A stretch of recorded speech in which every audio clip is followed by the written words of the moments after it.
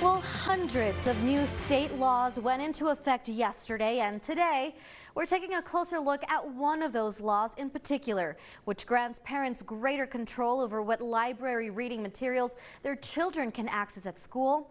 Thank you guys so much for tuning in to KTSM 9 News at 10. I'm Monica Cortez. Andy Morgan has the night off. KTSM 9 News reporter Jesus Baltazar, he is live right now in our newsroom to break down how this new law works. Jesus.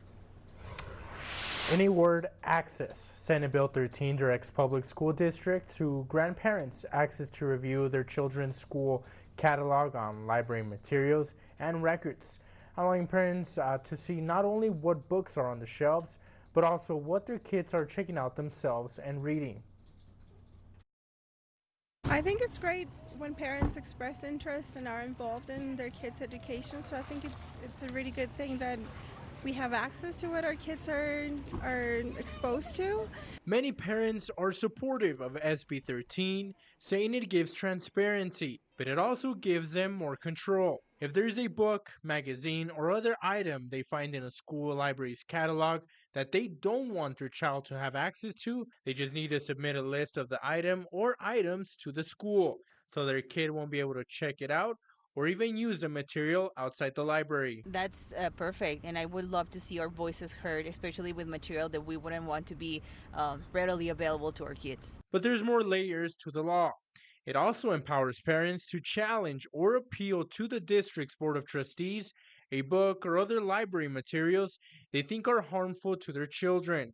The appeal would then have to go through a process, but if successful, the appeal could have certain library materials restricted across the district, which some educators believe is a bridge too far. And so if a parent feels that they don't want their child to be reading a particular material, then that's fine. That is their prerogative. But to force their beliefs on other children that are in our classrooms is wrong.